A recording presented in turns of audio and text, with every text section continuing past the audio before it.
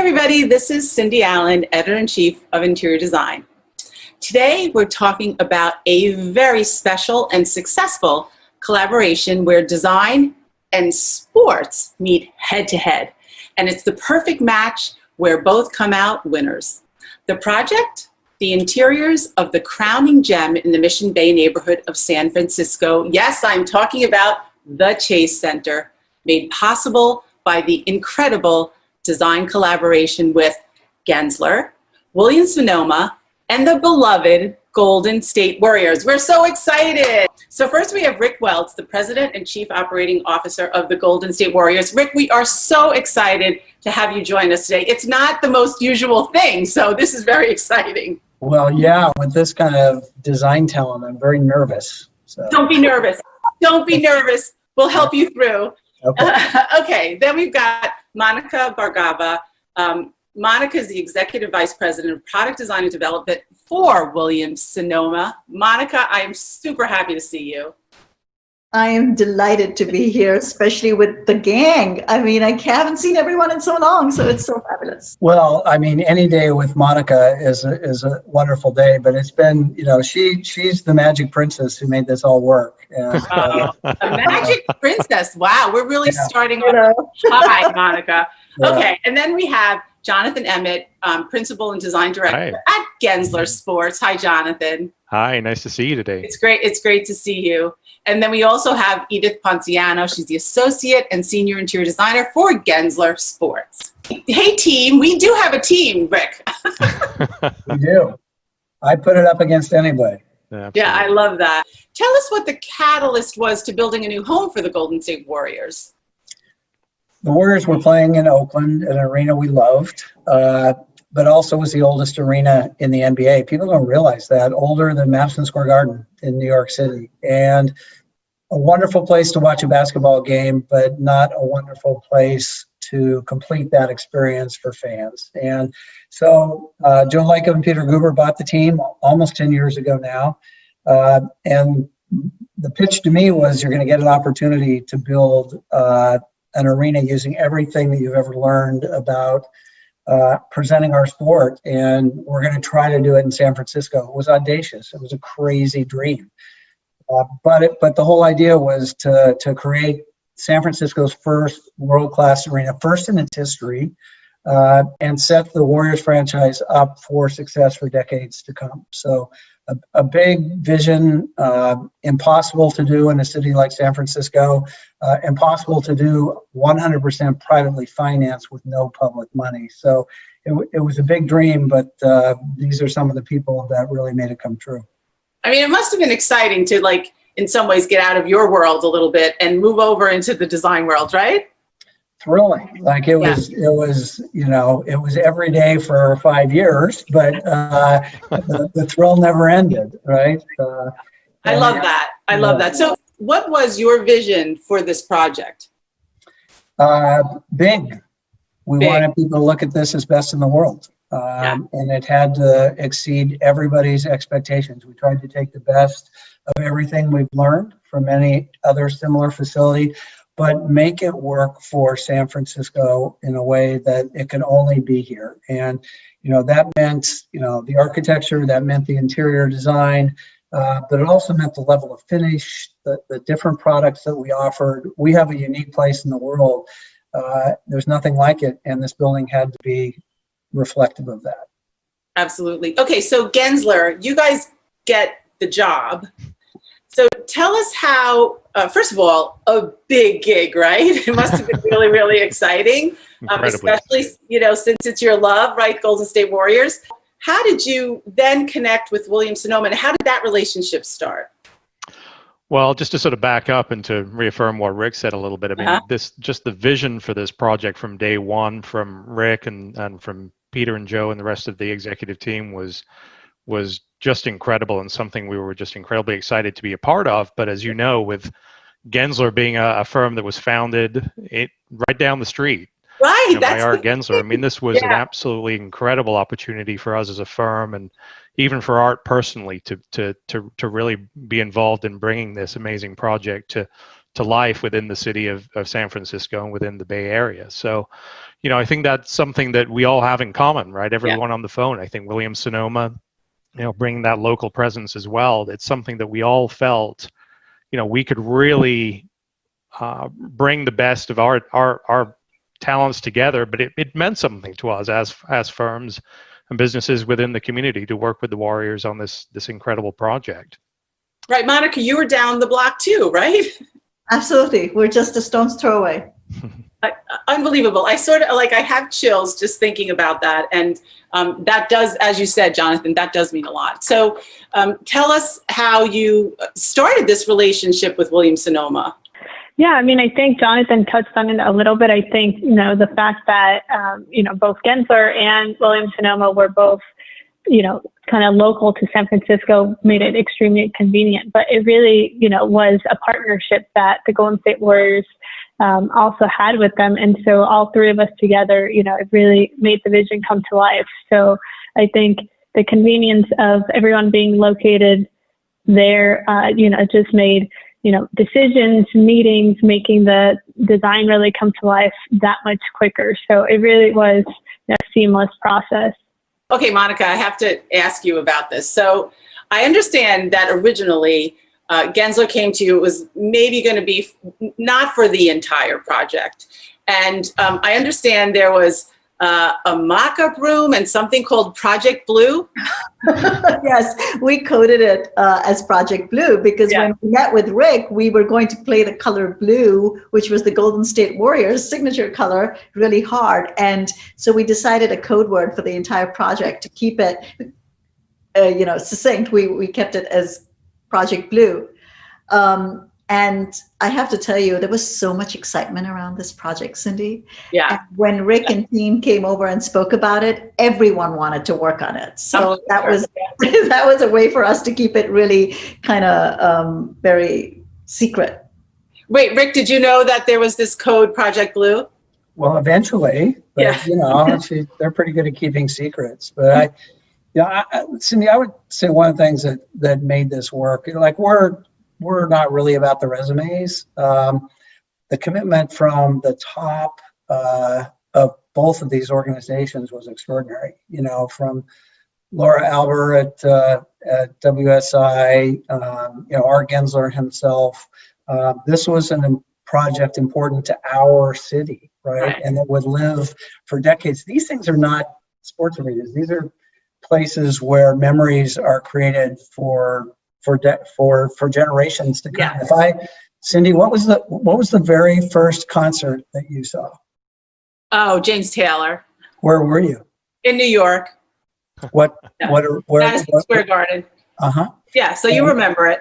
And 99 out of 100 people can answer that question because what happens in these buildings really is part of our lives and shapes us in ways that very few other things do. Right, I get it. Well, so the one thing that is a little bit surprising on the design side, that's an amazing story that happened right here, is that Gensler folks, you answer this. You wouldn't necessarily, first of all, go to just one vendor, and also you wouldn't necessarily think of Williams-Sonoma as doing the kind of custom work and the kind of collaboration that actually ended up happening. No, absolutely. I mean, this is a very unique process and situation for us. I'll speak for Edith and myself. I don't think we've ever been involved in a project where we've worked so closely with one vendor to deliver so many spaces and so many design concepts. There's such a variety within this building, a variety of experiences, a variety of spaces, a variety of styles. And I think at first, quite frankly, we were a little hesitant and wondered if one vendor could truly bring not one vision to life, but bring a dozen different visions to life. Right. And I think that's something that we really pride ourselves on in the design of these buildings. That, we really try to create unique spaces that are really catered and tailored to an individual guest experience, a certain fan experience. Everybody's looking for something different and a little bit unique within these spaces. And so when we approach those, obviously we're looking for variety. We're looking for that diversity of offering, diversity of feeling within a space.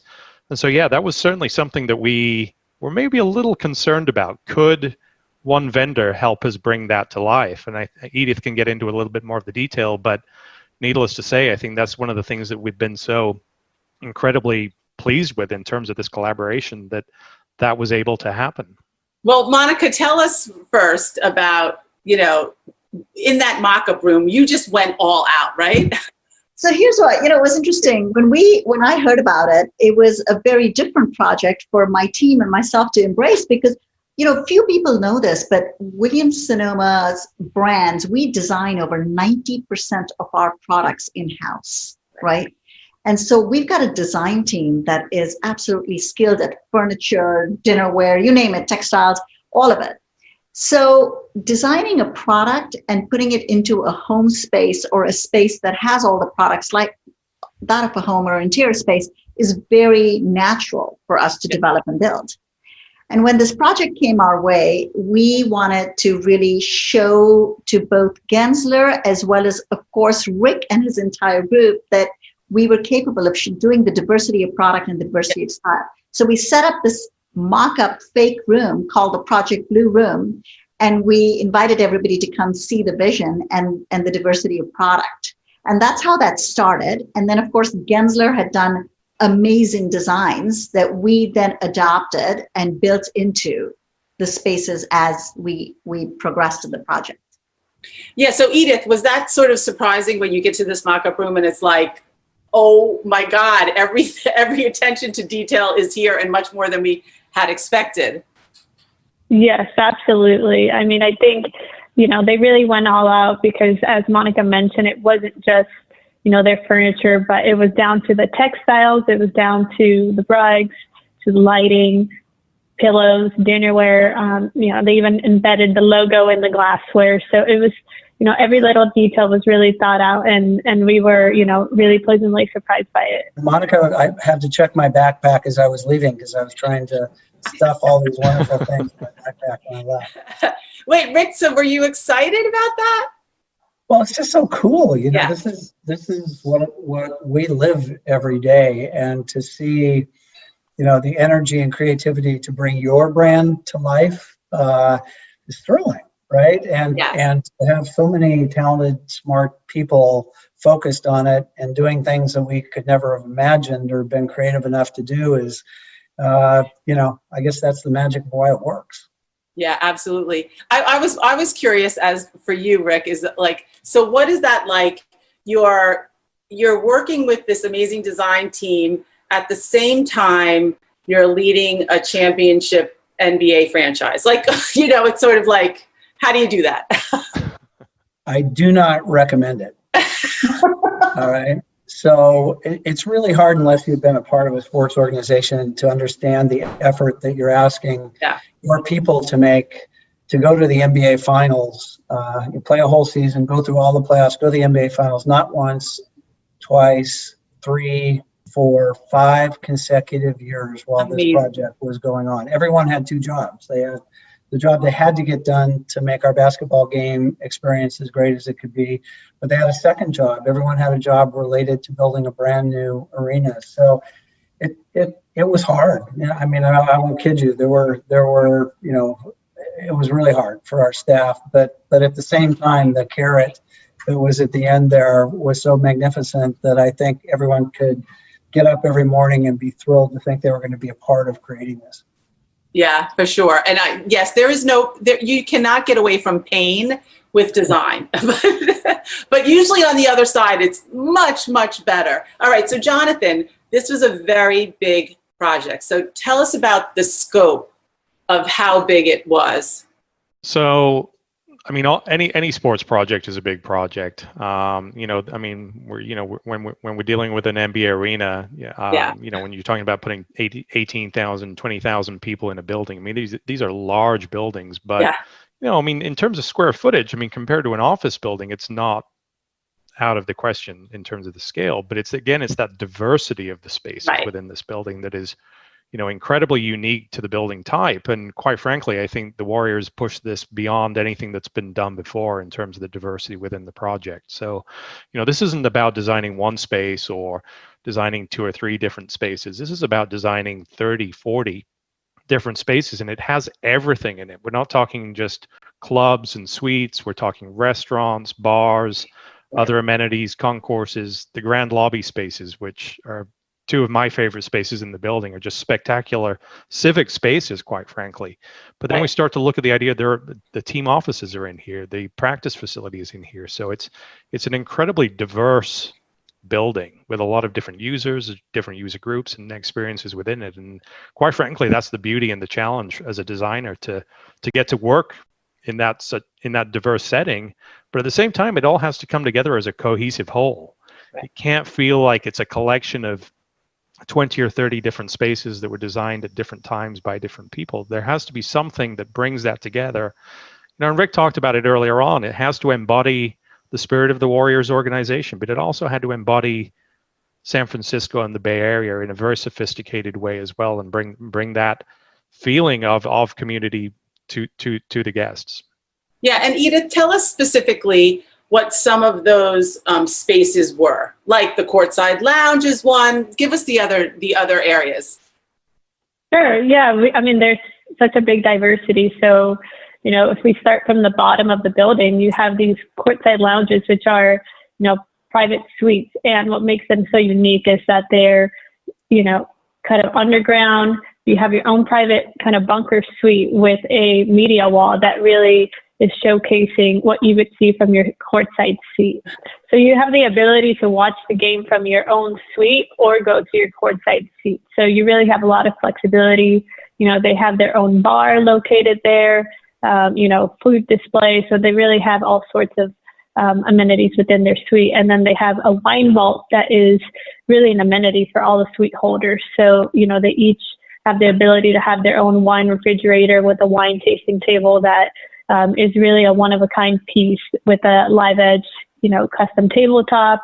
And then, you move up to the building, you have a bunch of different suites. We have the theater boxes, which, to me, it's one of my favorite spaces because it really, you could really be within the club, and it's kind of dark and moody, has this Art Deco feel. And then when you want to go watch a game or a concert, you go to your loge box seat. And those are, really beautiful custom chairs that Williams-Sonoma also provided. And you really feel like you're just in this very sophisticated lounge chair versus just sitting in a standard stadium seat. So, those are just a few of the spaces. And I feel like, there's just so much more. I could keep going on and on. Wait, Monica, tell us, because you were telling me that it was super fun to work on the live edge tabletops. That was a special project. We had to go completely off campus to source these and develop them. And I actually flew to go see the actual wood and pick the slabs and make this table happen. So that was an exceptional sort of conversational piece that we had all collaborated to build on. So I enjoyed that part. But what was really the most fun to do was the diversity of spaces that Jonathan has mentioned earlier, and the vision that Rick and Joe all had for this amazing one-of-a-kind arena, first of its kind ever, to have a level of luxury that was going to be accessible, but still speak to the ethos of what the Warriors and the Chase Center and all of basically San Francisco embodies. And so to get that level of luxury, we did some really high-end whimsical things. The taste level was amazing from everybody on the team that allowed you to really dream and build. So we had this amazing metal occasional table in the courtside suites that Edith mentioned, and that was reminiscent of a sequoia tree, a redwood tree, really pretty. So we did that. We had cashmere throws, and I can't help but hold it up because here I want to say, oh, gorgeous. So this is the equestrian cashmere throw from Williams-Sonoma Home, and we did this really chic jacquard logo in it, right? So everything was very subtle and chic, and we went with a color palette that was a last-minute pivot, if everybody recalls that. Okay, so Rick, tell us the "we're not doing blue" story. I can't do it justice. Monica is the only one who can tell the story. She's the only one. Okay, Monica, it's all yours. It's all of us together. But I have to say that we were all marching down the path of the Project Blue with all our blues and grays. And we had our final meeting, and Rick was there, and so was Joe and Nicole, and it was the final sign off. Edith was there with us, and we were all ready to go. And all of a sudden there was a pivot, because there was this beautiful Williams-Sonoma Aldous rug that was charcoal black and ivory. And Joe and Nicole responded to that in a big way. And they wanted to shift to that color palette.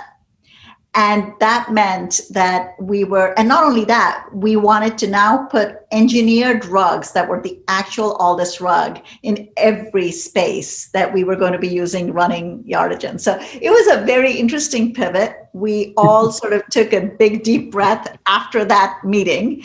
And I remember having a conference call, all of us going, are we really going charcoal gray and ivory? Tell everybody out there who Joe is and Nicole. Okay. So Joe is the chairman and primary owner of the Warriors, put together the group that bought the Warriors. I call his wife, Nicole, our CTO, our Chief Taste Officer. And she lives up to every bit of the billing in terms of really having, you know, exquisite taste, and was a big influence on the project. And formed this amazing partnership, especially with Monica on the furnishings, that really was unique and special, I think, to this. But it clearly is reflected in the final product. And there were some twists and turns, and I know Monica was never worried about whether everything was going to get delivered on time for opening night. She never worried for a moment about any of that. So those were her sleepless nights. All Nicole and Joe had to do is say, yeah, let's pivot colors. Let's just change those. But you were also saying, Monica, that they were thinking, okay, so I always think of Genslers like amazing, right? They can do brand like nobody can do brand. They are unbelievable. And so you think branding, let's do blue for the Golden State Warriors. Now, you all, Joe, Rick, you guys were thinking, well, there's going to be other events besides that there, right? Yeah.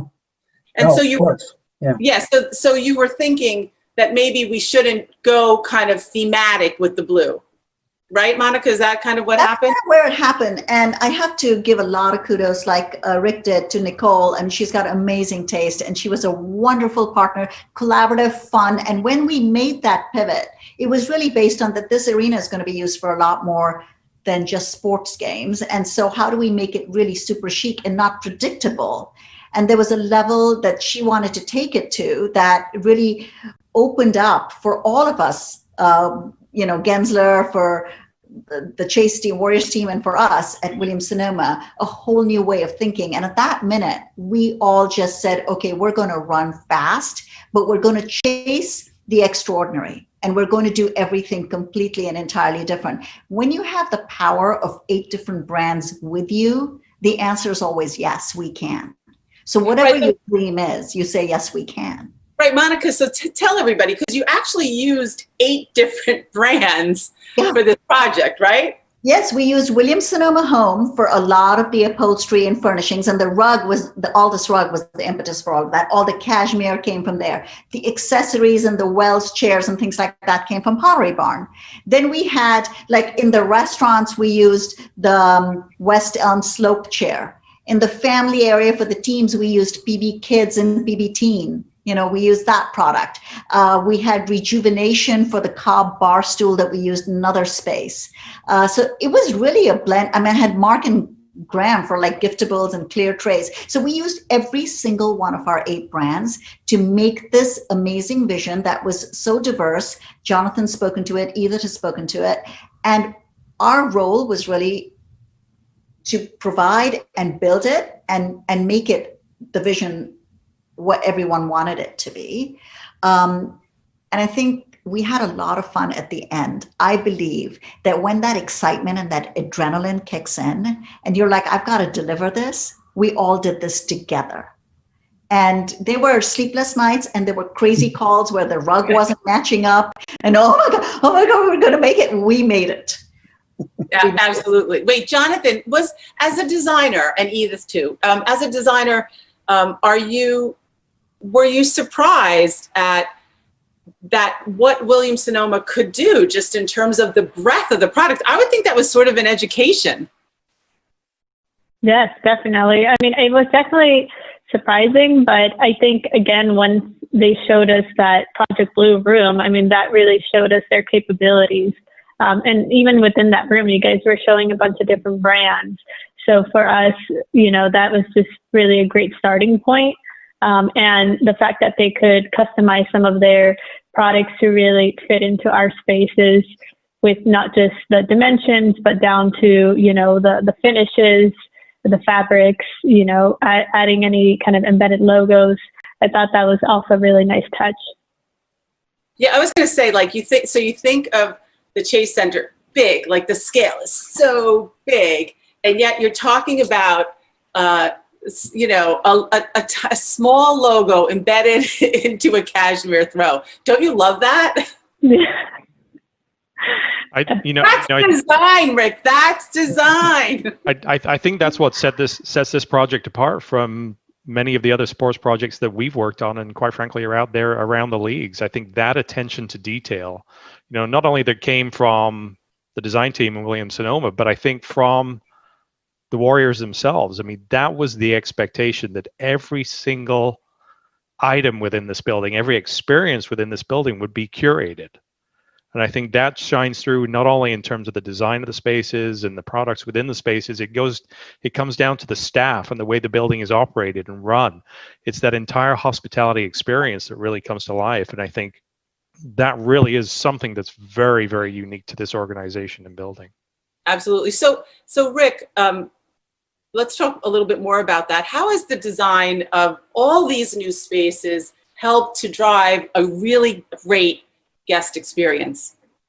Well, you know, you talk to our staff, that's the very first thing that is the goal every morning, you know, is looking at everything we do through the eyes of our guests, and making sure that the decisions we make and how we present ourselves, how we show up every day, provides the best possible experience. And, you know, when you have the place that we have to do that, you know, I love Jonathan talking about the grand lobby, which is something that I fought for forever. It's very hard and expensive and takes a lot of space, but it is such an amazing welcome to the building, and feels in the moment of being like such a scene setter for what you're going to experience in every aspect of what happens. So you probably wouldn't expect in a sports arena to see a huge Calder sculpture mobile hanging from the ceiling in your main lobby through a partnership with SF MoMA. That's unexpected. And the finishes, everything that the fan experiences, whether you're going to a concert or going to a game, is special and different than what they've experienced before. And that differentiation, you know, is led by the physical experience that they have, the things that they see and the things that they touch, and it makes a difference in how they feel about attending the event. Yeah. So what does it mean to the Warriors? Well, I think, you know, we have been lucky enough to be a championship organization in 3 out of the last 5 years, and that's our aspiration, right? That's how we want to be seen, and we want I want people to know that the experience they're going to have attending a Warriors game or going to Chase Center and attending a concert is going to be one of those memories that they're going to have, an experience that they're going to have, and it's certainly influenced by whatever the performance is that happens there. But it's not, that's a part of it. That's not all of it. You take away 100 other different impressions from the time you arrive to the time you leave that have you creating in your mind what the Warriors are. And these are the people who created so much of that image, so much of that experience. Yeah, Jonathan, you work on other, sporting kinds of projects. What was you guys have all said it in a way, but what was the most unique part of this project? Well, I think we touched on it a few times, but I think, yes, this is the home of the Golden State Warriors, but I think from the beginning, this was really seen as being a give back to the city and the community. This wasn't just about the Warriors as a team, as a brand, as an organization. This was really something bigger. And not every team thinks that way. Not every ownership group thinks that way. And I think that was something that really intrigued us, interested us, and got us excited from day one on this project. And it was something that was resonated and reminded every single meeting, every single call, this was about something bigger than just the team and the organization. Right. And I think that has made its way through the large spaces, but it's also made its way, like we've talked about, down to that detail, whether it was about a detail about a piece of furniture or, the silverware in the space, or whether it's about the food and beverage offerings within the space, or it's about the way that the employees are dressed or greeting the guests as they're walking in the building. Every single little detail really makes this a project that is of the city and for the city, and not just about the team. And that was just an incredible and a pretty unique experience within the sports world. What did Art Gensler say? Art was amazed. I mean, Art's been a great champion in terms of the sort of sports projects that we've worked on over the years. He's a big sports fan. He in his earlier days, he played a few sports as well. But he's a tall guy. He's a tall guy. Yes, he was actually a rugby player, though, surprisingly, not a basketball player. Interesting. But to build a project like this in his backyard was truly a remarkable experience for him to see that come to life. And again, not just because it was about the team, because it was about giving back to his city. And I think that was an incredible thing for him. I was talking to Monica yesterday, and there are a lot of people in this project. It takes a lot to get something like this done. And collaborations can start a certain way and end another way. And yet all I've heard have been, positivity. So having a great collaboration is so tricky to do. Monica, why do you think it ended in such a good way?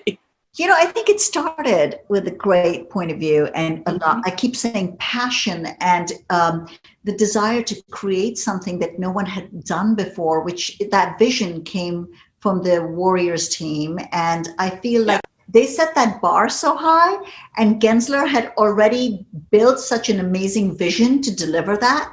So we all were driven by that same level of professionalism, desire to excel and build this dream. And when you're building is a positive thing to do, and creating is a positive thing to do. So, I mean, how lucky are we that we're all getting to collaborate on something that's one of a kind? So I think the desire was just to create and deliver and, make that dream come true. Sometimes when designers are done with a project, they're on to the next project. It sounds like you're happy there for a while, huh? We're going to be here for a while, and that it's going to be a gift that still people are going to learn about, right? Because we had 6 months, and then we had to tell everybody to go home, and we haven't had an audience in Chase Center for 6 months. So I can't tell you how excited we are and how we're working every day to talk about how we're going to bring people back. And we're using this time to do a lot of things that we can't talk about yet because they haven't been announced at Chase Center, because we're trying to improve it even in this crazy time that none of us can go experience an event. So I will say, Cindy, you clearly weren't in all the budget meetings when you described how perfectly everything went. Okay? They're not telling me about that part, okay. Rick. I'll tell you the truth. No, it's actually very, very instructive, because there were 200 times in this project where we got to a point where, here was the vision, here's what it would take to deliver the vision, here's what would cost a little less, and here's what would actually be in our budget. And those meetings were extraordinary because we never wavered from building the building that we wanted to build. It's why it's the most expensive building ever constructed, and probably triple our original budget when we started out on this project. But everyone looks at it today and says we did the right thing.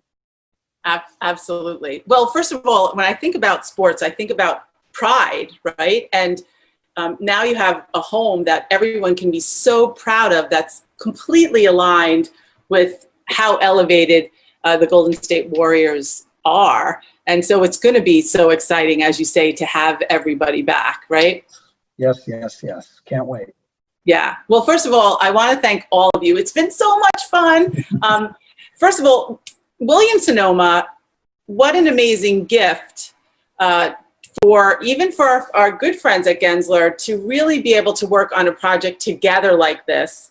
And Jonathan and Edith, thank you so much for being such an extraordinary part of this project. Monica, you are unbelievable. Monica was talking all about you, Rick. So we're going all around in circles. But I do want to thank you all for an amazing collaboration to a team that's beloved to so many and to so many championships. Design is about winning, all right? Thank you all. Rick, it's really been a pleasure since I don't get to ordinarily talk to somebody like you, but I feel the kinship and the love. You're an awesome host. Oh, thank you. Monica, what were you saying about him last night? Well, here was my words. I said, anybody who meets Rick loves Rick. There you go. And I said, could I say that? And she said, yes. But it is such a special project, and thank you. And thank you, Cindy, for this platform, for all of us to get together and see each other. And I want to just also take this minute to say this is about a giant team that I get to represent that helped this come true for Williams-Sonoma. So I am in a terrific position of strength because there are so many people making this happen in our organization. Lots of love, and get everybody back in there when you can. And God bless everybody. Let's get to the other side of this, okay? Absolutely. Thank you so much, everybody. Thank you so much. Great seeing you all. Thank you.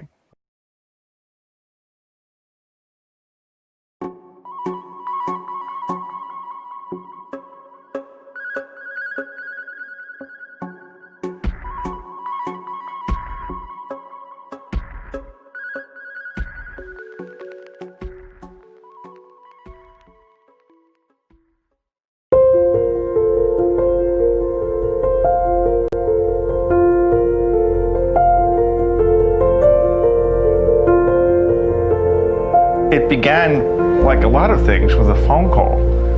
My colleague, Marlene Newman, who I knew 30 years prior in graduate school, we had shared a class together, a drawing class.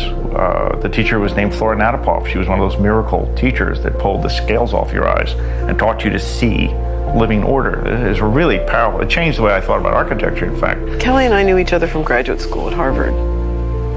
And I was on the search and screen committee, and I told them that I had 2 candidates who would be really good if they wanted a world-class program.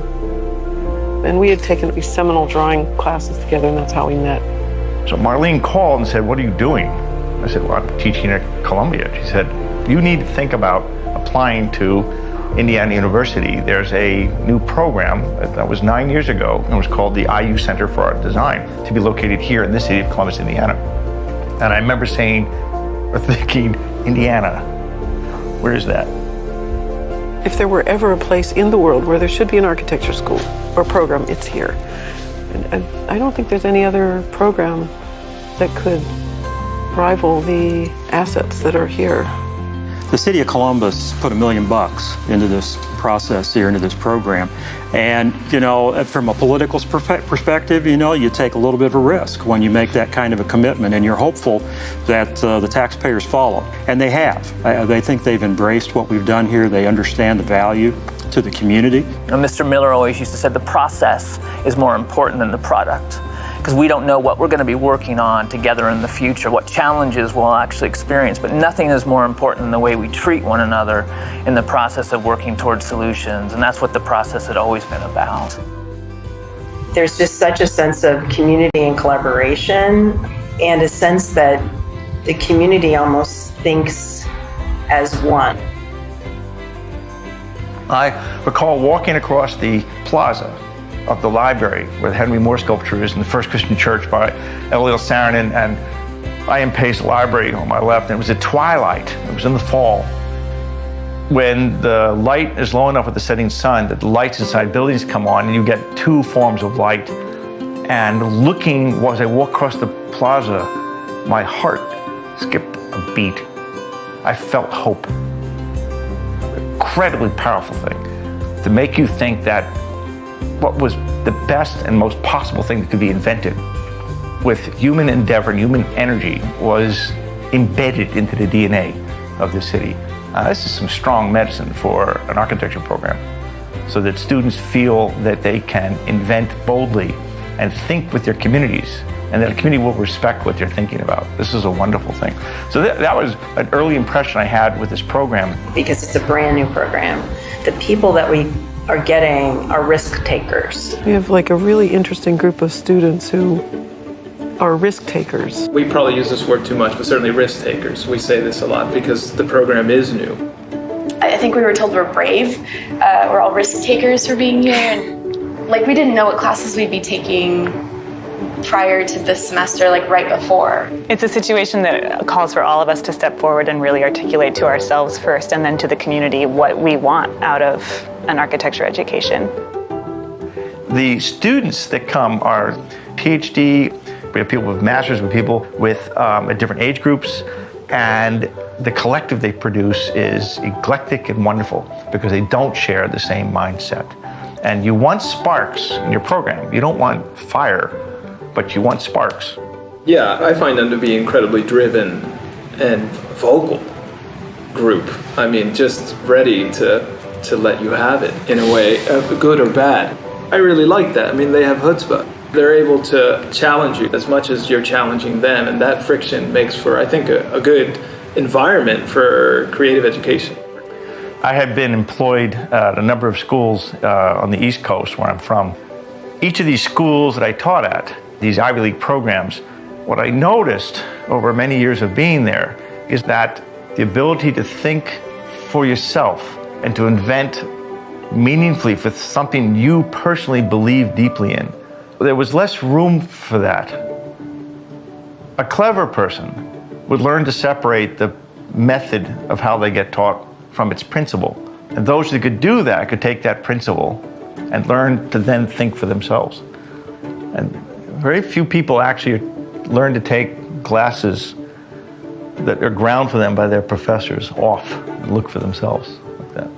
The opportunity I had here for setting this program up was the idea that if you could wed artistic inquiry and architectural inquiry to each other again, that they may be able to find belief in how they think visually and the meaning with which visual ideas are produced and created and felt to inform the way in which they think about architecture, and vice versa, to let those two things mix with each other. And drawing, freehand in particular, allows unscripted linkages between those things. My role as an artist teaching graduate students in architecture who know they're coming to a program that's going to require a focus on fine art. It's a whole new type of problem and type of student, and we're not requiring a portfolio or entrance. So most graduate students in, say, fine arts, they come in, they've got chops. You know, it's the graduate level is about concept. Here we're sort of 30% of the class has no exposure whatsoever in those kinds of thinking beyond their 1 or 2 classes in undergraduate. And so after a whole year of drawing very intensely, because this is 5-hour studios twice a week of drawing, and it seems like a little outrageous at first until you do it for 2 semesters and you see people who came in not being able to really do anything more than a stick figure are taking on full-on projects of, you know, light, color, atmosphere, you know, very complex drawing problems, and they're like, I didn't know that this was available to me. What happens when you're working digitally? You tend to have to make a big commitment to that thing, answer, yeah. And then so you put in a lot of time. Whereas if you're doing it by hand, it's really quick. You don't have to answer very many questions in order to get to some kind of idea of where you need to go. We have the students go out into these remarkable buildings and with a sketchbook and no measuring tool, and we say, draw the plan accurately. They look at like, how am I supposed to do that without a measuring tool? You pace yourself across the floor and count your footsteps. You walk 15 steps that way and 5 that way, what do you got? You got a 1 to 3 proportion. Can you draw a 1 to 3 proportion rectangle? You go, of course you can. Oh, that's how you started. And with practice, you get remarkably accurate. So we go to all these buildings, and once you draw all their plans and their sections, their elevations, and some drawings from perspectives, you can then say, what can we say about this building because of what I drew? And what you find, because you draw, which slows down the process of looking and makes you ingest what you're looking at. You see things you would have never saw if you pick up a camera. I'm fine to tell them, you pick up a camera, you put your eye out. One of our projects last semester was to take the plans of the library here and build it out of, build those plans, go in there, 3D render the entire thing, model the library, which is designed by IMP. And the first session I spent working on those plans, I think it was 8 hours straight. And I was like, that's it, I gotta go to yoga, which is right over there. I parked my car and I got my mat and I was in my own head, and then I turned and there was the library. But when I saw it, there was this crazy feeling of just this creative possibility. Invention comes from convention, that the better you understand something and analyze the heck out of it, with ringing it, almost rubbing it till it screams, that you've analyzed it so much, you know it so well. Now it's easier to invent from it. It'll help you because it all goes into these, call them saddlebags. We got art saddlebag one side, architecture saddlebag on the other, and then when you go to design, you pull stuff out of those saddlebags to design with, and the way they come out of your saddlebag isn't the way you put them in, because it mixes with something that belongs to your own personality, your own nature. People say, wow, Indiana University, the School of Architecture, School of Design at Indiana University's really accomplished a lot. The community's accomplished a lot.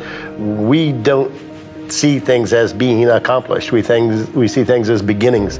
There are a whole lot of us, and I think a whole lot of people included in this school, that think there are much greater things to come. I believe in the power of the individual imagination. Private conscientiousness about ideas and belief and where to find meaning and how we build our environments is essential to being human. We hope to build a program that makes a culture for that grow and thrive, in a city that wants it, in a university that wants it, and in individuals who believe in it. I want to be able to give the student of architecture the opportunity to have a shot at their own genius. Not everyone has it, but you have the right to have the opportunity to pursue this. And so this is what I think we're trying to do.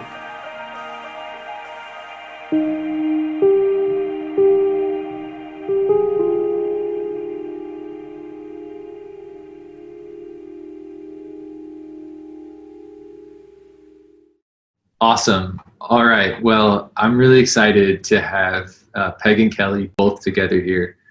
The story that you took us through, the journey that you take your students through, I'd really like to get deeper into that. One of the things right away that came up was this theme around risk and risk taking. And I thought that was very interesting. At a professional level, there's some sort of risk mitigation that can be tied to architecture in a way. And here you guys are right away pushing the boundaries. Absolutely. I can jump on that one. Kelly can complement my answer, I'm sure, with this more specific story of the MArch. But I mean, that's a story of the school generally, I think. So the Eskenazi School of Art, Architecture, and Design was founded in 2016 under originally the name the School of Art and Design. Then we added architecture, lengthened the name, and then we had the naming gift from the Eskenazis that ended up lengthening our name even more. And the fact that we founded the school really meant that we were attracting faculty and even myself to this concept of a new school, which is not very common in higher education today. And we really were able to recruit faculty and students who are interested in this idea of a new way of looking at art and design, architecture, merchandising, education. And then that really absolutely came to be true when we founded the architecture, probably twofold, because it was a new school and a new program, Master of Architecture, within our new school. So we had sort of a double whammy there of people that were really excited by this concept of being a part of something, the founding of something, the formation, the foundation setting. And it takes a certain kind of person who wants that sense of risk. And that's definitely been true of the faculty that we've hired. They're all very excited to be working toward the goal of foundation, not just carrying something forward that has been in existence for 50 years, but really the work that it takes to form something new. And then that's true of our students as well. Kelly might want to talk about how wonderful the first few classes have been of students that have really grabbed onto this idea of helping us form a school. Thank you, Peg. Let me first thank you for this interview. And second, I'm going to reiterate something the dean said, is that her attraction to the program was no different than mine, coming from the East Coast, where I had been ensconced in graduate programs for 30-some years, because there was an opportunity to invent something that could touch on original themes. You had a city that believed in that enterprise. You had a university and a president and a provost that were on board with this idea. And you had a concept waiting to be formed to bring something new to the table. And this is what brought me out. And I think the echo of that goes right through why the faculty have come, why our dean came, and the kind of student that showed up in our first, we have 3 cohorts now. In the first cohort, we didn't know what kind of person this was until they walked in the door. And it took a while before we realized, and it was really Marlene Newman, who teaches in our program as our associate director, who coined the phrase, "These guys are all risk takers." And because she sensed, as we all sensed, that we were an unaccredited, we're unaccredited, we're on the accreditation pathway. The program in itself and its concept is startlingly different than any other program we think in the United States, in the way in which it couples artistic inquiry with architectural inquiry by having these twin studios that you teach parallel to each other. And the student that was attracted to this had choices with other programs, but in the end selected this principally because they were interested in this novel, this idea about education. Then there's a major university and an entire city behind this particular idea. And I think, and then they felt they were going to have a chance to help form what this program becomes too. And I think that was a very powerful part of it. Okay, let's talk about the blend of art and architecture and what you're creating here. And let's get into the various reasons why this connection is important. The point of asking an architectural program to invest this much in the way in which we see, think, feel, and understand has a lot to do with the fact that many ideas that are in architecture are what are called visual ideas. They aren't very well expressed by words in the least, but they're hard to express, but they're understandable in the way in which we see and feel and sense things. The act of learning to draw and learning to understand color, learning to paint, and learning to also cultivate order from disorder, and the act of using your hand and your arm, which we've been hardwired for thousands of years of our brain, is kind of linked to our hand in such an intrinsic way that complex things done with the hand help the mind think and imagine. And this is being verified by science work, as the brain's the last organ in our bodies, in our biology, that is not well understood by the sciences, but they're making these inroads. And what we learned in a symposium called Drawing in the Brain we had several years back was that the hand and the brain are so well linked to each other. In fact, when a brain is born, it starts looking for a hand. And if it doesn't find one, it makes one. which describes this intrinsic reciprocity between mind and act when you draw and think. So learning to use the act of perception and drawing increases your visual understanding. It deepens your involvement and connection to the things in the world. And more importantly, it connects to something that's very deep inside. To reconcile yourself against a concept or anything outside of yourself, you need a means of mediation and connection that's unscripted. And drawing, something like drawing, provides that very means. Why that's important to a young architect is that they're trying to formulate ideas and concepts about the forms and shapes they're going to use in their buildings, so they have a sense of belief in that these forms and shapes and their combinations hold meaningfulness that must reside within themselves as much as they are able to sense these are important in my community that I work for. Most architectural educations are set in a system that is much like the old ateliers, that you learn from people, you listen to their principles, but mostly their methods, and you learn to work under the command and the ideas of the people that are teaching you. I participated in those programs for 20 plus years on the East Coast, knowing full well that how a student came to invent was largely through learning the language, the meaning, and the forms generated by the school and sort of gifted to the student. We're interested in students being able to participate in the larger conversation of architecture in this state, in this country, and on this globe. But we want to give them an opportunity to discover for themselves an individual voice with the opportunity to find an original connection to something. So by learning two disciplines that are not the same, art and architecture actually have separate, they aspire to different conclusions for different reasons. Do not mistake a piece of art for a piece of architecture. There is a reason they're different, but they're close enough that they cause a spark to occur. And so the idea was, do these things in parallel for 3 years, and you will find somewhere where those spark across and make a link for you that belong to you. They don't belong to me or the people teaching you. You found it, and that becomes the foundation of your own voice. And that's really what the program is designed around. We have a beautiful city with an incredible laboratory of experimentation on civic structures that sponsor architectural structures and urban structures.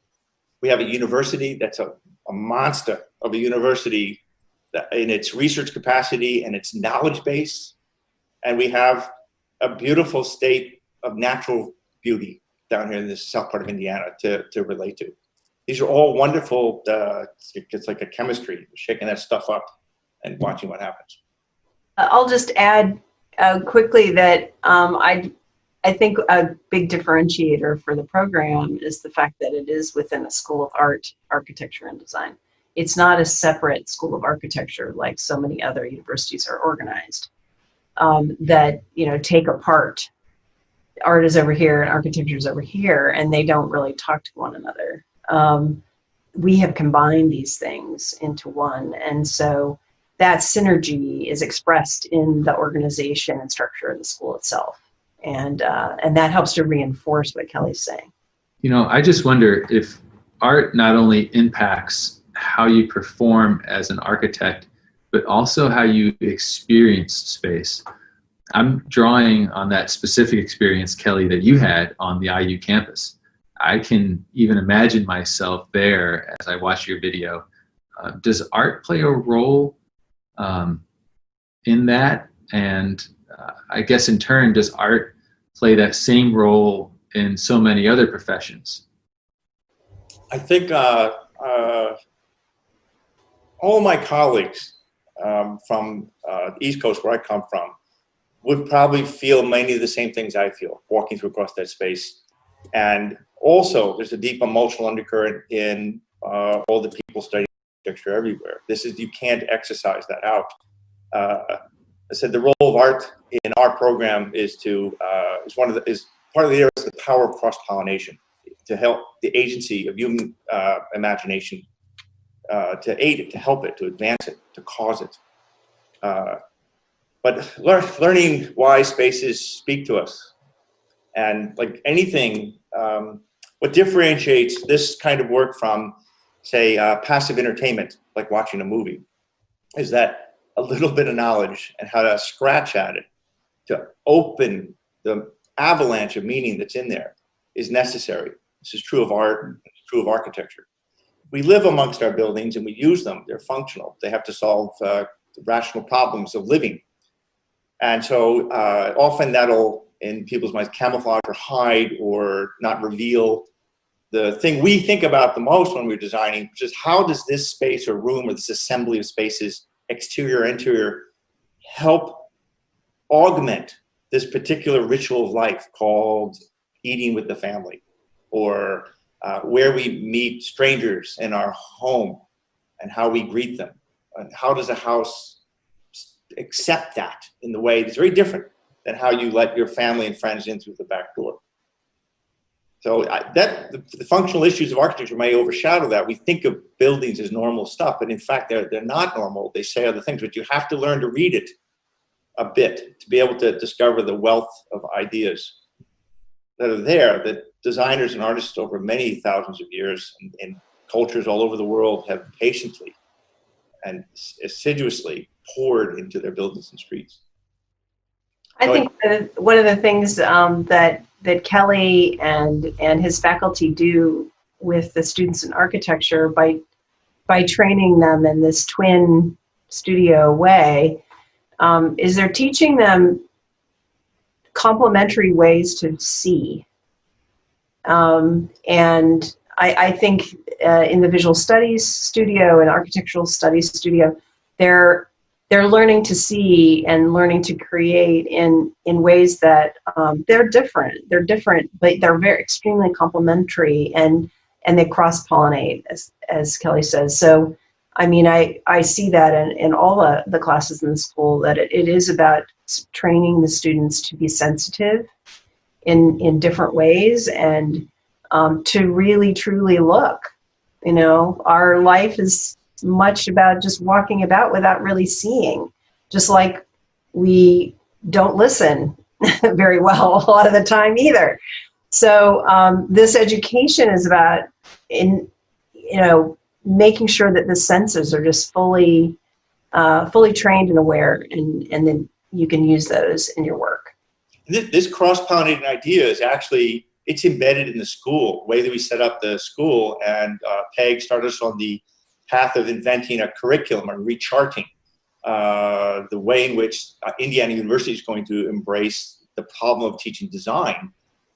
This is exactly what we did. We began thinking about how to structure the curriculum so that there's impingements, and that one thing can rub off on the other, and so you grow a broader array of knowledge sets. It's very important to learn more than one discipline. I mean, architects tend to be people that are unhappy with learning the ideas of just one discipline. They like to have a whole bunch like this. You know, I would just love to project back or project forward. You know, what if 50 years ago, every architecture program had this blend of art? What would our places and spaces look like today? Or if we projected forward, you know, what if we did this for the next 50 years? What would things begin to look like then? It's hard to know what the future, no one can predict the future. I can talk about the past. And I wanted to say earlier that one of the things you learn when you learn about the visual inquiry that comes with studying the second dimension, or we also do bar relief, and there's a little bit of sculpture going on here too. When you pursue artistic inquiry in the studio, there's a lot of implicit things that are embedded that make meaning. And they're often mixed together, they become metaphor, they're suggestive, they're not explicit. And yet architecture is also rational. So you're being forced to work with both halves of your mind a lot to find those, the way those combinations would actually link with each other, right?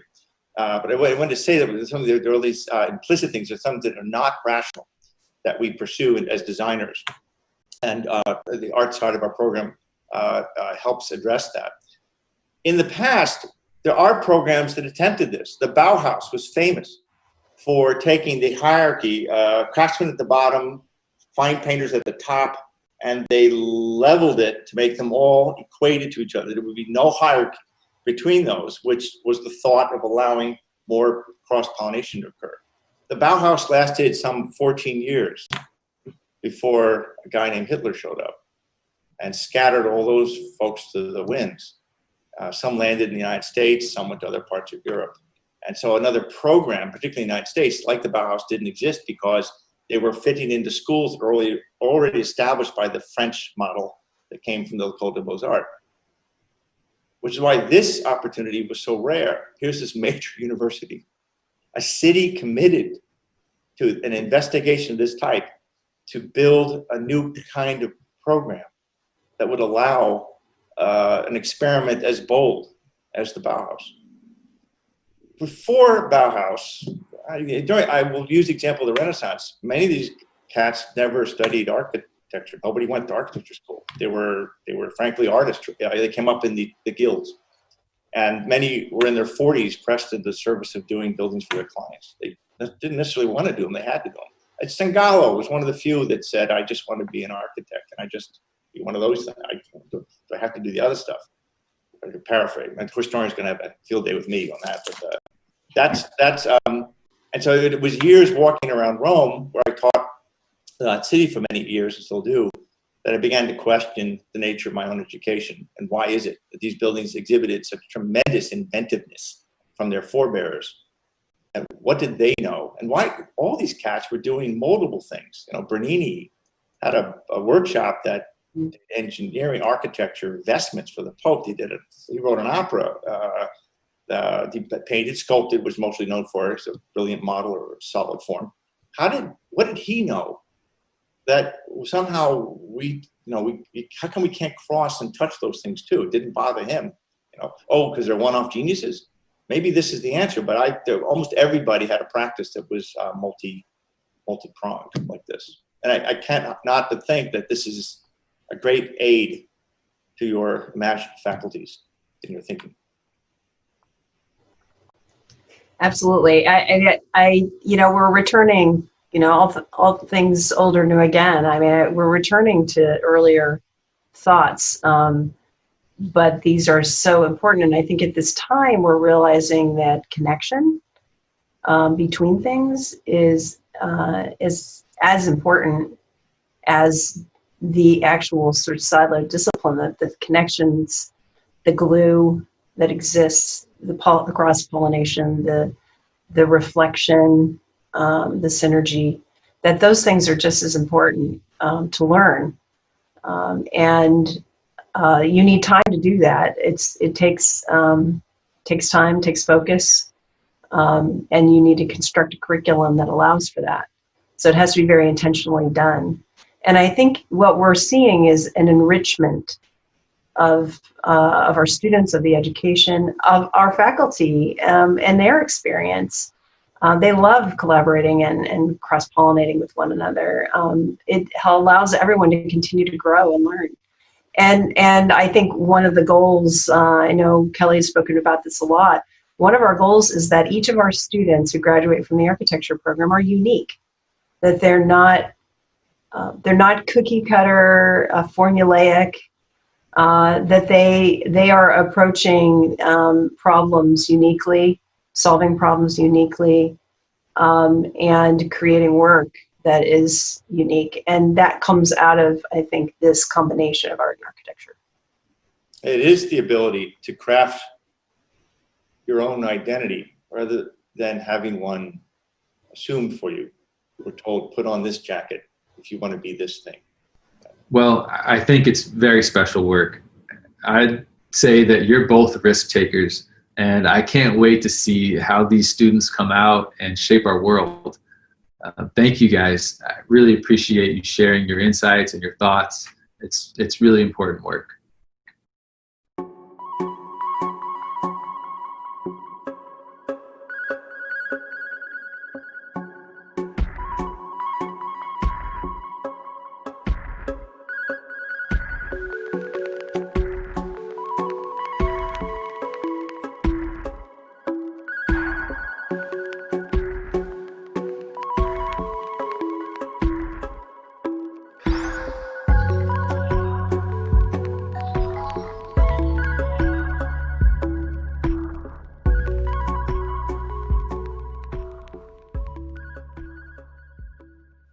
Hey everybody, this is Cindy Allen, Editor-in-Chief of Interior Design. How are you? Today marks episode 8 of our partnership with our good friends at the NKBA, aka the Cindy and Suzie Show. And what better way to celebrate than to hear from our future with NKBA's 30 Under 30. But first, some hot off the press news. Here's Suzie Williford, EVP and Chief Strategy Officer from the NKBA, aka the Queen of the National Kitchen and Bath Association with 50,000 members strong. How are you, Suzie, and what's up? Hi, Cindy. How are you doing? It's great to see you again. When I first read this and it said 8th episode, I'm like, that's 8 months. I don't even believe it. It's so much fun. I look forward to it, but the months are just flying by. They really are. I mean, right. A highlight is that we get to see each other for sure. It is. And I thank you so much for having me. It's always so much fun. Oh, well, tell me what's happening with KBIS. I need to know. Okay. Well, as you, I'm sure, have heard, and I think probably everybody's heard by now, we've made it was an extremely difficult decision to make, but it was the prudent decision to make, to move our show to an all virtual event. Held out as long as we could, trying to make out how we work, make it work for everybody, but we can all agree that the most important thing is everybody's health and safety. Your members, our exhibitors, and we just couldn't get where we needed to go fast enough because there's so much preparation that has to be done to pull off an event of that size. So KBIS in February is going to be an all virtual event, and we're working extremely hard to make sure that it is amazing. It's not going to be like a webinar. It's not going to be a podcast. It's going to be, we're going to have some 3D booths. Pretty excited about that. Amazing graphics, interactive things, product tours. We'll have our conference online, which will be great for CEUs. It's called the Voices of the Industry, and that will live online for a while so people can do it. We'll have a special guest for our State of the Industry, David Kohler, which we're very excited about. We've got our Design and Industry Awards, which we're very excited about. So we're going to bring to the community and the industry everything we can to kind of do a nice thing, knowing that we're going to come back in 2022 with a vengeance. I mean, it's going to be, everybody's already excited about 2022, and it makes us all very aware of the fact that this virtual component and having an all virtual event is great. And luckily for us, we've got a team that can do it. I mean, we are really, really lucky that we have the people in place, not even knowing this was coming down the pike. But we're excited about the fact that we now are confident in the fact that the life of our trade show is never ending, because the people want to be with people. They want to connect. So this is going to be the best thing. We're going to do some fun stuff together. And then throughout the year, we'll start with some events. Well, I'm sure there's a lot that, we all continue to learn, and there'll be some amazing things that come out of it. And as you said, there is nothing like people to people, but hey, I know you're going to put on an amazing show. One thing that's going to come out of it was we were having a meeting today about it. We have meetings every day. And we were talking about the fact that there's so many people with all these companies, so many people can come to show, so many can't. So one thing that this will do is all the people that were always left behind now will have an opportunity to have a component of the show. So that's exciting. And of course, every year we do our 30 Under 30s, which is also exciting, and they're going to be just as powerful, virtual or not. Right. Okay. So thank you for sharing that. And we know you're just going to keep moving things forward in a very positive way. So I thank you. But okay, so let's talk about 30 Under 30, which, by the way, so Suzie, how did they know it was our age? No, I don't know. I mean, the under 30 gals are laughing. You shouldn't be laughing. No. So it's not funny. It's not funny. It's really not funny. But tell us about quick. But tell us about the program, Suzie. Okay, so this is and the NKBA 30 Under 30 is a really accomplished group of young professionals.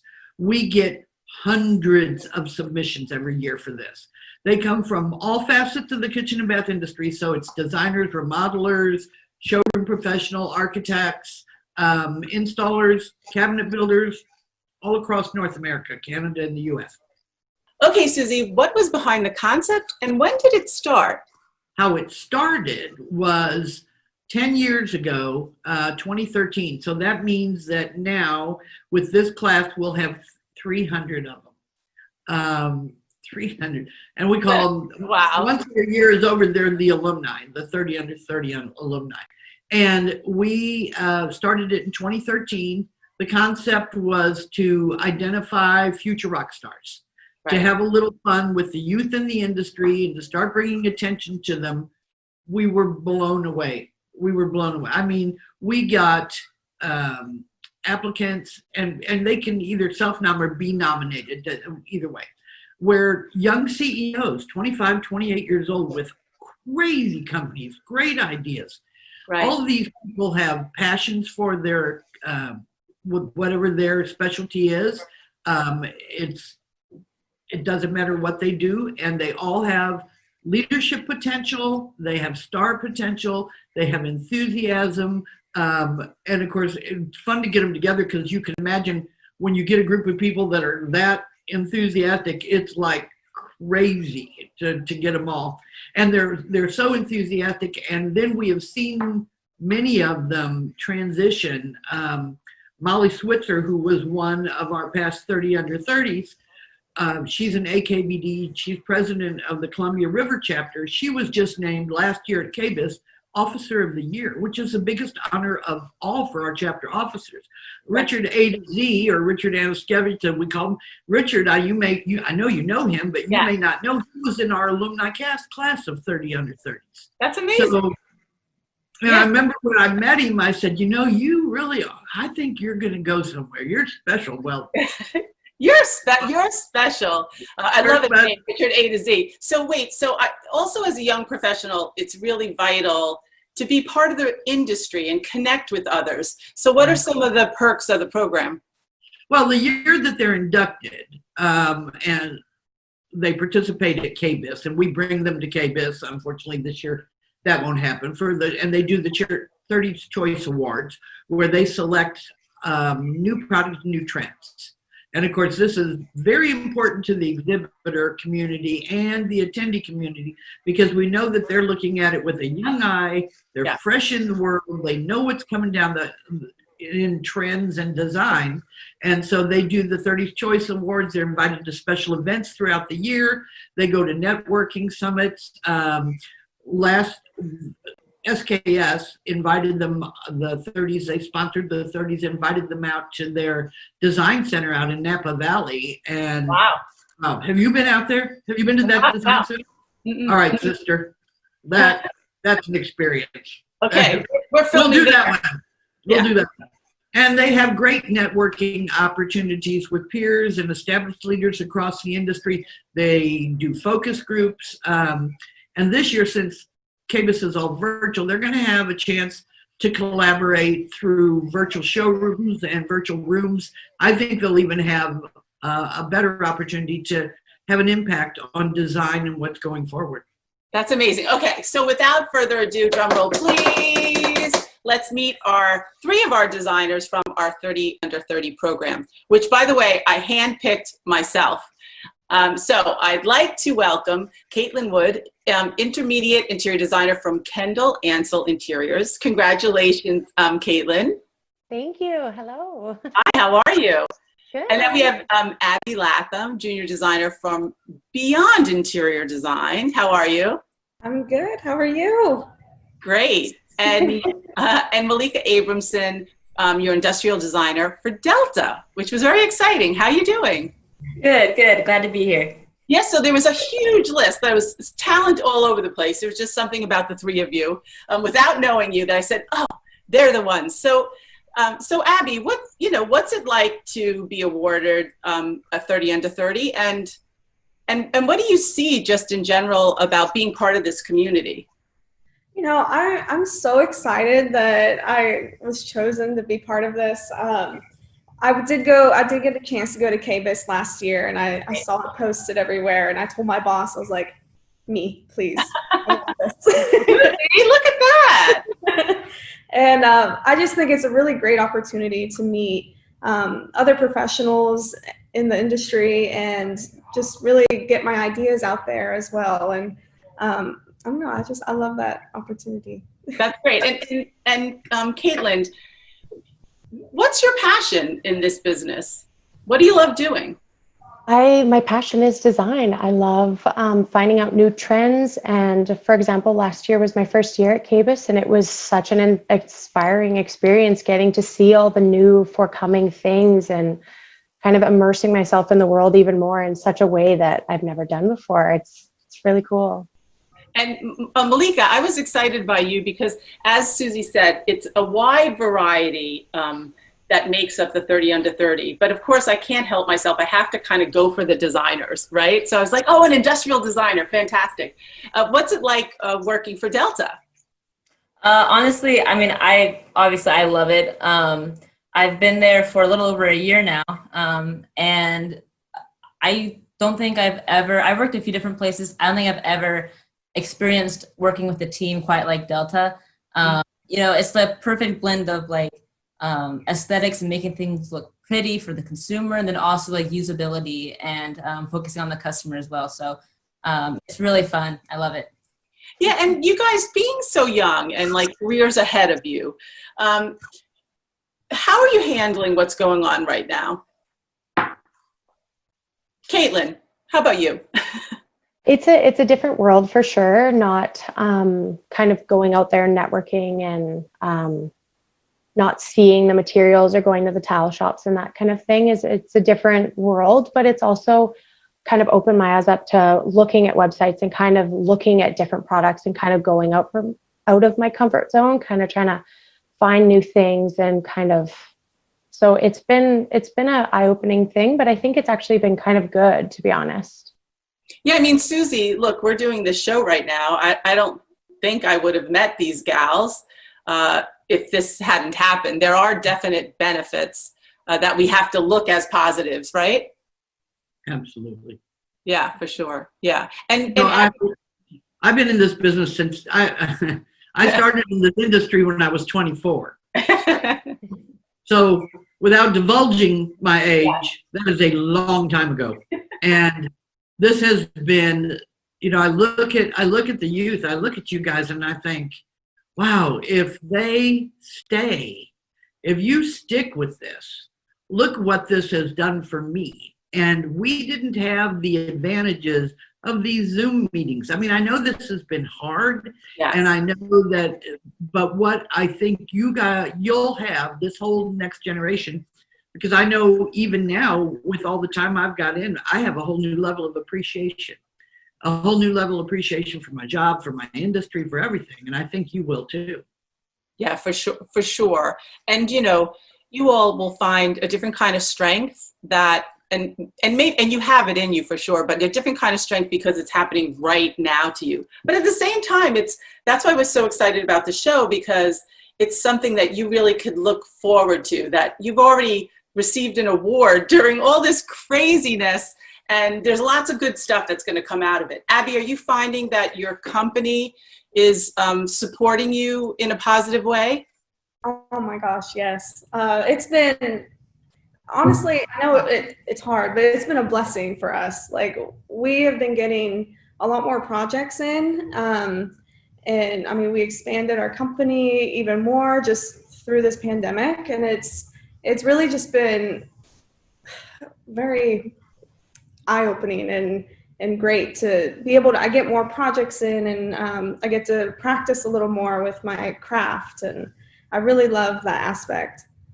Are you finding a way, so Malyka, because you're industrial designer, by the way, I saw you sent this great shot of your desk with a prototype on it. I love that. Yeah. Like, I love it so much. But you know, when you're sketching, so you can sketch from home, but just in terms of the details of making an object that's going to function and also be beautiful. How are you finding working over any kind of virtual applications with the mentors that you have? Yeah, there's definitely like a steep learning curve at the beginning. You know, we were kind of floundering about trying to figure out how can we effectively communicate like what our idea is in 3D. Because, you know, sketching, we have our steps of sketching. It's like rough at first, refined, and then we go into 3D CAD.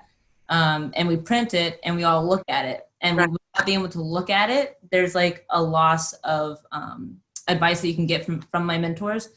So we focused a lot on how can we still meet without actually meeting. So we'll set up our prototypes and be like one at a time, like visit, go back home, discuss, write notes. It's all about the effort that you kind of put in, how you work around the challenges. And I think Delta's done a pretty good job of that. And our work hasn't suffered at all because of this. That's great. No, that's great. And yeah, for sure. Like right now I'm working on designing an award for a big program we do at the end of the year. And so I'm getting samples. I mean, working with the glass company that's working on the award, like it's a different, like it's definitely different steps, right? Yes, absolutely. Yeah, but you know, you're going to get better from it for sure, for sure. Oh, yeah. Now, I want to show a little work. So, Katelyn, why don't we start with you? What's the favorite project that you've worked on so far? I see some nice projects like the Carisdale condo. Yeah, so the Carisdale condo was one that is, I would say, aesthetically my favorite project to work on. It was actually a new build condo that a woman and her husband purchased, and they moved in and they were really disappointed with the actual craftsmanship that came out of this new build.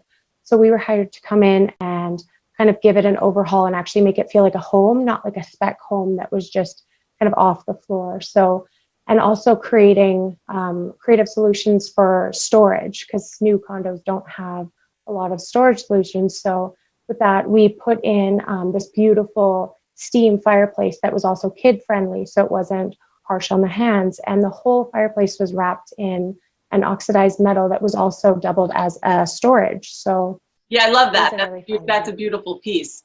Are you finding that your clients are asking for new innovations in kitchens and baths right now with everything that's going on? Yes, definitely. It's something that's coming up more and more, which is exciting. So Katelyn, what's another project that you loved working on? Another project that I loved working on was called Oak Street. So it was an old building, just like Abby's project. They'd lived in it for about 30 years, had horrible wallpaper, horrible carpet, horrible angles. It was all closed off. So we opened up the walls and really tried to work in a way that the angles made sense and weren't there as a burden, that they were there as a feature. So that was a really interesting one to work on. Yeah, it ended up being a nice open space, as I recall, right? Yeah. Yes. Abby, what about you? I know you sent a lot of sketches. You may be in the middle of things. I am. I think one of the cool projects that we worked on was the Quincy project. It's actually for a builder. We do a lot of spec homes with them. And this one was, in particular, was for a client. And they wanted everything to be very minimal, like barely any textures, a little contrast. And we decided to run with that and make it as minimal as we could. Especially in the master bathroom. I thought that was really great. We did a suspended mirror over an island sink. And right past that is the steam shower. And the whole exterior portion wall of the steam shower was a window, and you could look out into their garden. It was like very serene feeling in there. So yeah. I saw a lot of renderings. Yeah, that's like my main forte here. I do the 3D modeling, and then I send them through renderings and do the videos. We're trying to do some VR stuff for our clients just to really get the vision across. I love that. I love that. So Abby, tell us some of the things you're hearing from your clients. Well, I think mostly it's a lot of the tech integrated appliances. Right. And actually, when I was at KBIS, I went to the Delta showroom, And the faucet that you can like speak to and tell it the temperature and all that, I was so amazed by that. I thought that was just the coolest thing. And I know that our clients are really wanting something to feel special. I mean, something different and innovative in their space. Yeah, Malyka, let's speak to that. So are you involved in that kind of piece of the equation, or will you eventually? So our team is. So with every sort of innovation that's going on kind of behind the scenes in the kitchen and bath space, they always go through the design team at some point.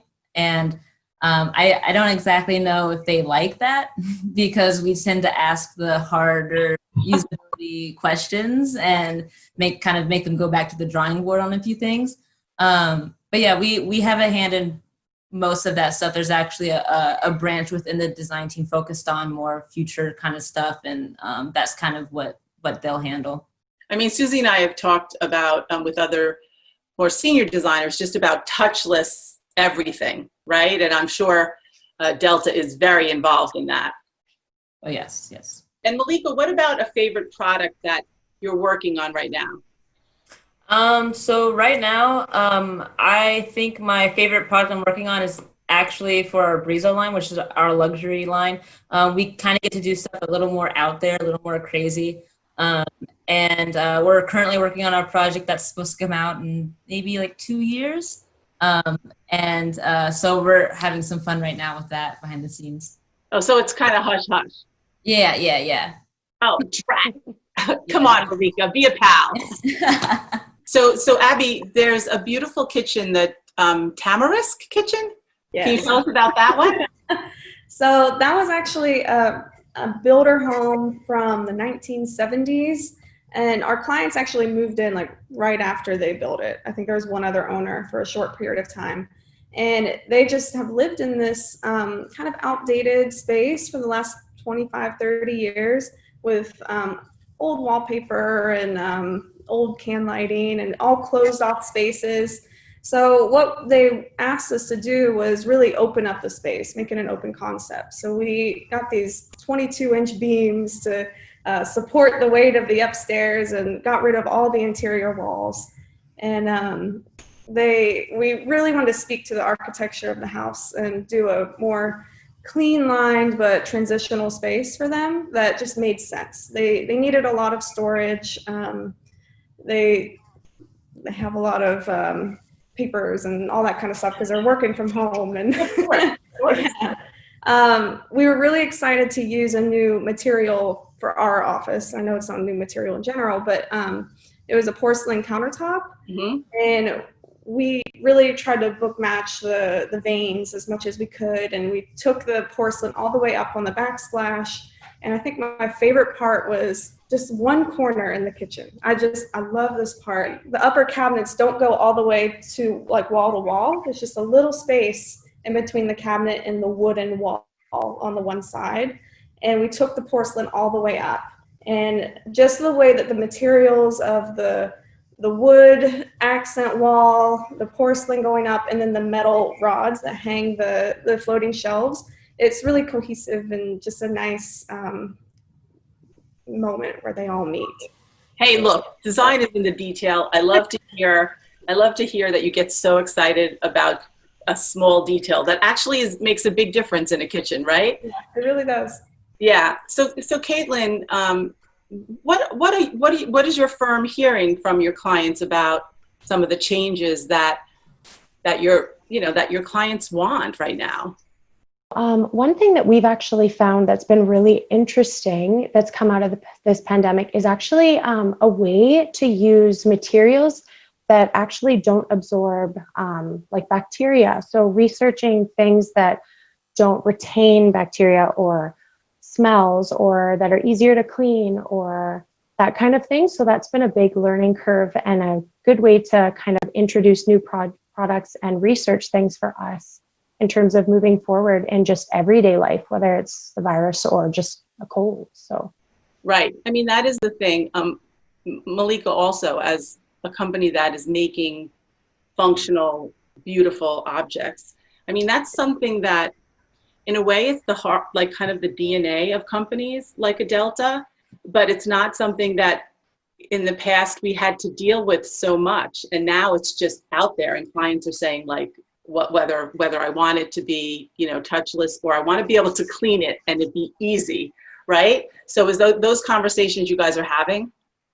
Yeah, that obviously you can't go into too much detail about what we're working on, but I know that that is definitely something that we are hearing from our clients, from our customers, on multiple fronts. So yeah, and Abby, you were saying, and honestly, you guys are in an industry right now where there is a lot of upside. So at least the residential market is staying pretty active, and obviously everyone who's at home now wants to renovate, and they want a new kitchen and bath and spa. And so you were saying your company is actually expanding, so you've been able to take advantage of this. Yeah. Yes, we definitely have. It's been a blessing in disguise.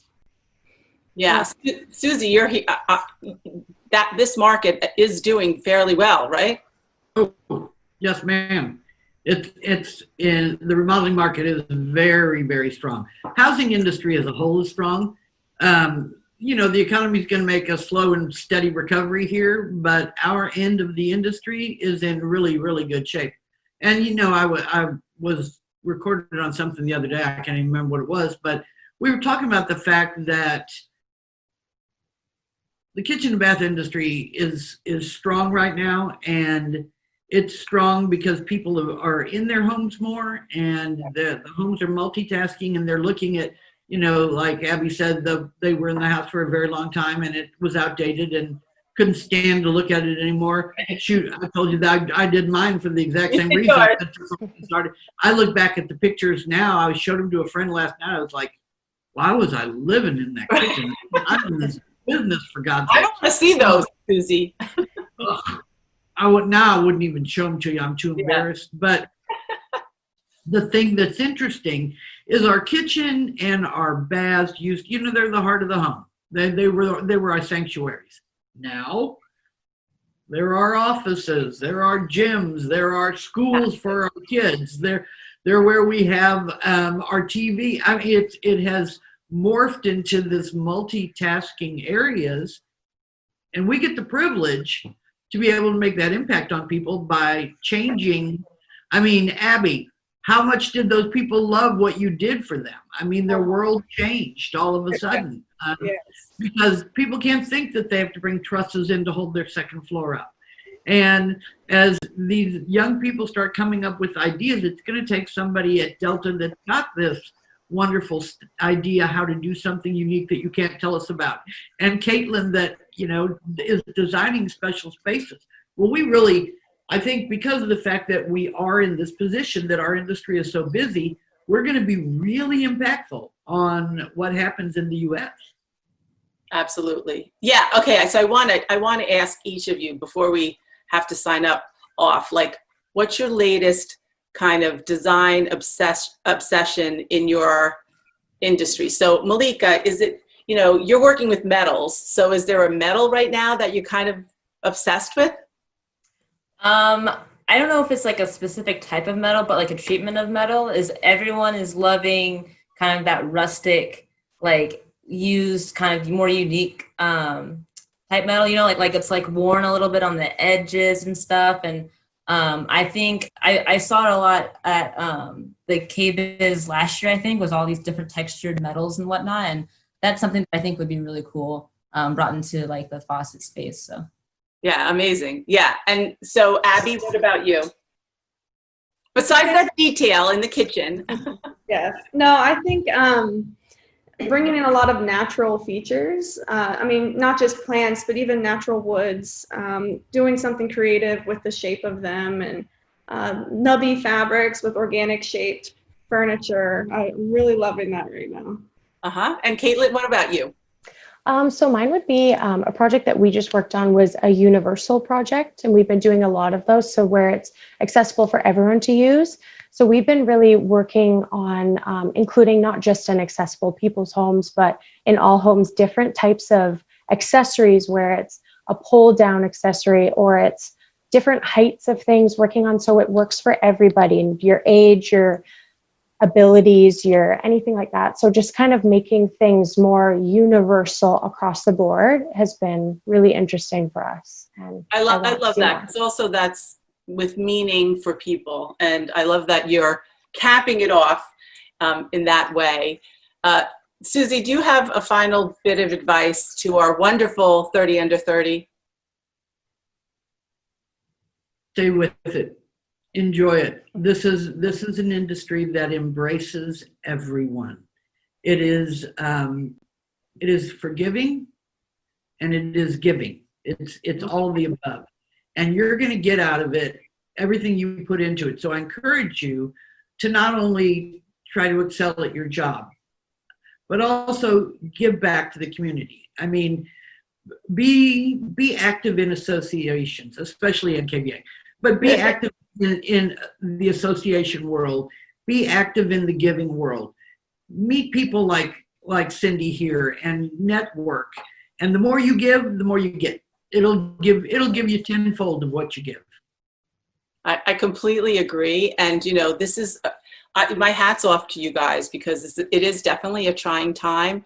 And you're young designers and you're trying to find your own voice, but keep working on it. You know, you have mentors in your offices, and learn from them and grow and try to find that inner, that really makes you unique and original, because we all are, and we just have to find it. So first of all, big congratulations, our 30 under 30, congratulations, yay.